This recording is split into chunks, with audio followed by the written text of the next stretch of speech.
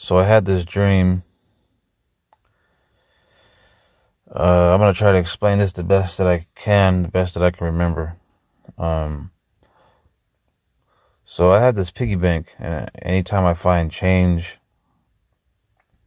lying around in the street, on the sidewalk, just anywhere in my house, anywhere, if I find change, I grab it and I stick it in my piggy bank once I get home. And uh, I'm gonna try to leave out the parts that don't really mean anything. I'm gonna just say the parts that I think are important, that are like the message. And so in the dream, I found some change or whatever, and I go to put it in my piggy bank, and then I think I dumped it on my bed because I'm trying to get rid of the pennies. I don't really like collecting pennies, but I had a few. So I was getting rid of the pennies, and I was putting all the silver back inside my piggy bank. And I remember a police officer was coming to talk to me about something. And as I'm looking at my change and counting it, my wife says, "Oh, they're here. There's a cop pulling up into the front of the house." And so I get all my change, and there's like so much change it doesn't want to fit back into my piggy bank. I remember I was like, man, I'm gonna have to exchange some of this for dollar bills. And so I try to put it in there and fit as much as I can before I, go outside and see what the cop wants. And so whatever, I stuffed it all back into the piggy bank, and then some of it was left on the bed, and I was like, "I'll be right back, honey." And she's like, "All right." And I remember I was like dusting the bed off, and then I turned off the light because my window was open. I turned off the light, and then I went outside. I feel like that symbolized like sin or something. Like I had turned the light off, so the cop couldn't look through my window and see what I was doing. And so I went outside, and the car that pulled up was actually a sister, and she was there to talk to my wife. And I was like, "Oh, praise the Lord, sister. I thought you were this cop that was coming to talk to me."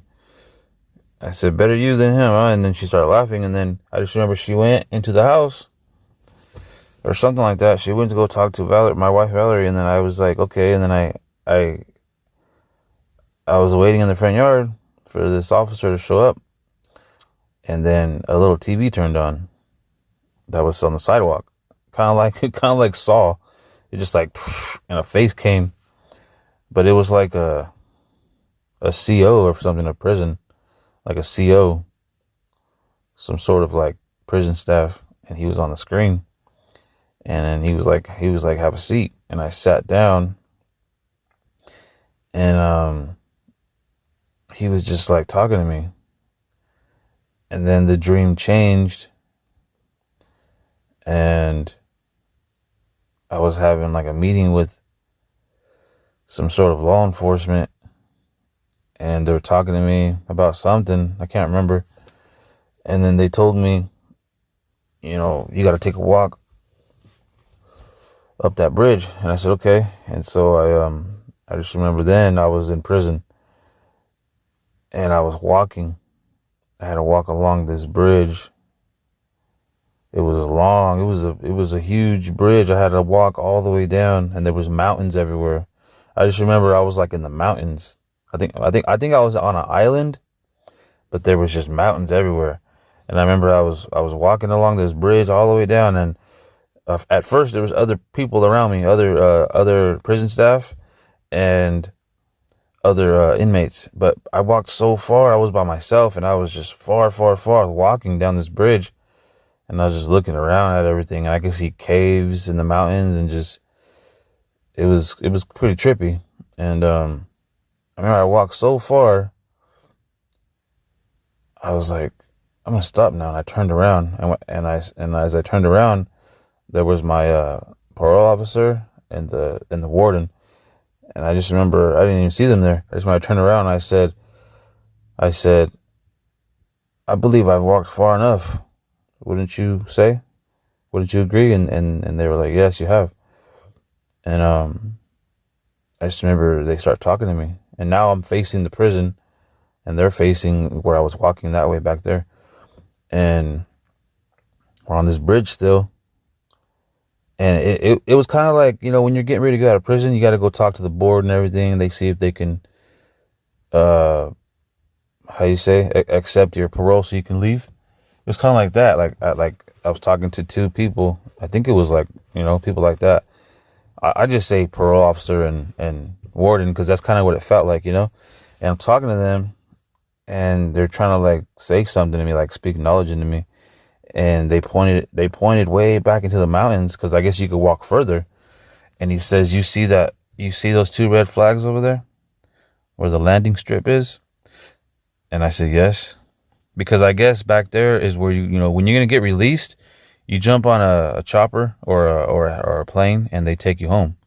So way back there, you walk further. It was like another mile of a walk, but I can see it from there because remember there's mountains everywhere, and you can see the two red flags on the mountains way in the back, and that's where you go to get released. To go home.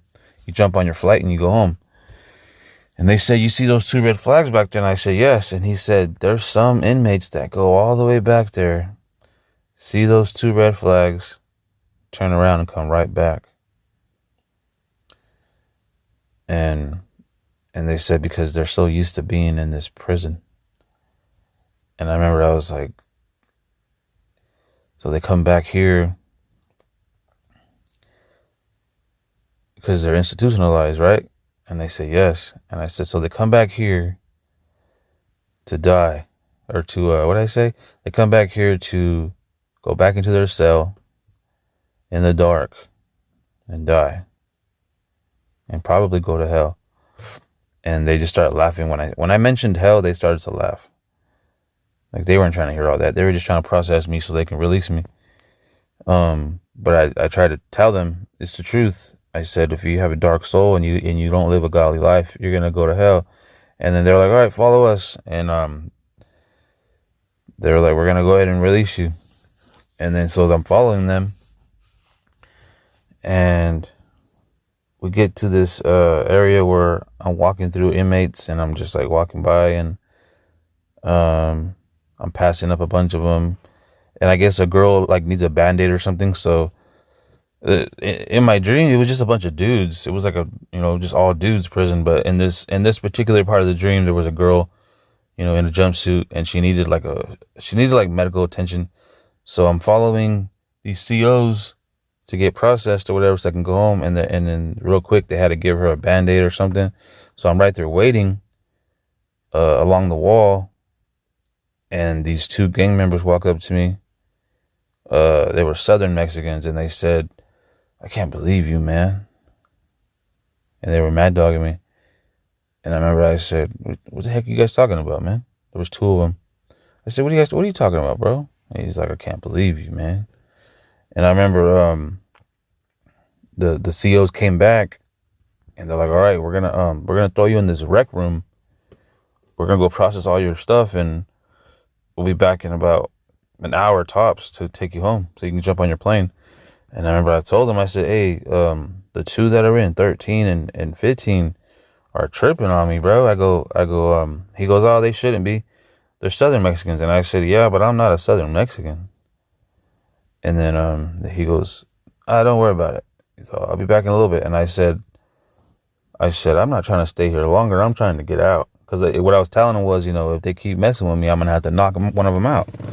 And he said, don't worry, I'll be back in a minute. And so they throw me in this rec room, and I see some Northern Mexicans way in the back. Those Southern Mexicans were like playing Monopoly or something at their table. And the homies in the back were playing like spades. I think they had cards out and started playing spades. And I was walking back there.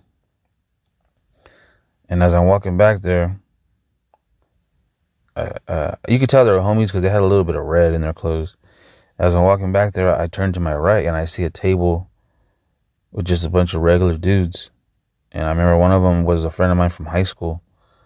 And he threw his hands up like, hey, what's up, man? And I stopped and I looked at the homies, and they didn't even look up at me. They were just playing cards. They didn't even notice me. And I looked down at my shoes, and I have like prison shoes on. Like I had the whole, prison get up. But anyways, I look over to those other guys, the normal table, and I'm like, what's up, bro? And I walked over there. I chose to sit with them And so I go and I sit with those guys, and they're playing like dominoes or whatever. And I see my buddy from high school, and I'm like, man, bro. In all these, I think I was there for 6 months. I said, in this entire 6 months I was here, I only bumped into you like one time. And he's like, I know, this prison is so huge, so big. And I was like, yeah, it's a trip. And then I was like, they're getting ready to let me go, bro. I was like hecka happy. I was cheesing it. I was like, they're gonna release me uh today.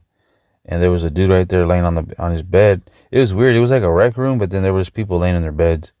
And when I said they're gonna release me, he had this look on his face like, man, when am I gonna get to go home? He just like, those people, like, they can't really be happy for you because they're stuck in that same situation. And then I was like, yeah, I'm getting ready to leave. And I said, here, let me go grab a chair. So I went to another table of like some regular dudes. It was like a black dude, an Asian dude, a white dude. Like, it was just a regular table. They're all chilling together. And I went to go grab a chair, and the black dude was getting ready to sit in it. And I was like, oh, my bad, bro. You gonna sit in that chair? He was, yeah. And he was like, there's more right here, though. And they had like some stacked. And I was like, thank you. And I grabbed one, and I went to go sit in the chair with the other, my homie from high school. I went to go sit in the chair right there with them and play dominoes with them. And I was like, they're going to do my paperwork right now, bro. And they're going to release me within the next hour. They said if they don't get to it, they're going to for sure release me tomorrow morning.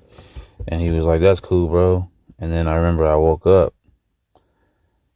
From my dream, and I remember I was like, what is that? What does that dream mean? I'm not really too sure. I just know that it definitely was like a spiritual dream that has something to do with like a spiritual prison and bondage and things like that. Just all the details, I think the piggy bank symbolizes sin, because when I was younger, I used to just collect change. And when I was a kid, I used to panhandle because I didn't want to be a drug dealer and go to prison. I didn't want to get caught and go to prison because a lot of my homies were going to prison from that. And so like I used to panhandle. And so like I used to panhandle to get alcohol, right? And so I feel like the piggy bank represented sin, alcohol, right? And then like as I was counting my change, my sin, my jewels, that was like my, how do you say, my ticket to get, alcohol or whatever, my riches, as I'm like counting it and removing the pennies, right? So I'm like dusting it off, removing the pennies. Who's coming to see me? A police officer, right? That can represent, authority. They can represent God, the Holy Spirit, right? And what did I do when I knew he was outside? I dusted off my bed. And my sin was running over. All the change wouldn't fit in the piggy bank. And what did I do? I dusted off my bed and I turned the light off so he couldn't see inside my room. And then I went outside, right? So I feel like all that stuff is like symbolic, and it means something. So I could be wrong. I'm just trying to explain it the best that I can. And I remember, on the part where I see the 2 red flags, I had to walk all the way out to that bridge by myself, alone. And I told the 2 guys, the CO and my pro officer, I said, I think I've come far enough. Wouldn't you think? And they said, yes, you have. I feel like that was me running from God for far too long, and being backslidden for far too long. And when they were saying those 2 red flags, some people see them, some inmates see them when they're getting ready to be released, turn right back around and come back to their cell. I feel like they were saying like, they stay in bondage because they love it, or they're used to it, right? They stay in sin. And I don't understand why those Southern Mexicans were telling me, I can't believe you, man. I don't know why they were doing that. They were saying that there might be a reason for that too. And I do remember, I could have chose to sit with friends of the past, or I guess friends of the future, people that I had to win over to God, right? Since the guy was a homie of mine from high school, they were just normal people. Um, so it's like while I was getting processed, I had a choice to go sit with the homies, or I had a choice to go sit with some regular fools playing dominoes. I chose to go sit with them. It's like I gotta go evangelize, right? I can't go back to the past. I can't go back to the past. I can't be, you know what I'm saying, doing that. I think that's what that represented. And I was telling him, I'm finally gonna get out, finally getting out of prison. So it's like the Lord was delivering me from sin. I was finally gonna get out of this bondage or this cycle of being backslidden, and I was gonna get released. And I'm pretty sure everything had a much deeper meaning, because when I was in the dream, it was pretty bizarre. It was pretty crazy. The mountains I was looking at and the caves, and I was just walking far out there on that bridge alone. And there was even, you had to walk even further to get released, to jump on your plane and go home. And I feel like that too, like the helicopter and the plane, they represented, flying out of here, like the rapture. And so, like, yeah, I don't know, man. It was a trippy dream. I had to make sure I came on here and talked about it so I don't forget. I do believe God's talking to me. I like to record my dreams, because I feel like my dreams will speak to someone else also, And so, yeah, man, that was my dream. I'm pretty sure I left out some details, but yeah, I did my best to explain everything. It's different when you're in the dream and you're experiencing it for yourself. It was definitely pretty trippy, man. And I feel like the trippiest part was when I was walking on that bridge and I could see all the mountains and everything. We were definitely like on an island or something. And yeah, it was pretty crazy. Let me know what you think in the comments, what my dream meant, and if it spoke to you. Don't forget to like, subscribe, and comment. God bless you. Peace.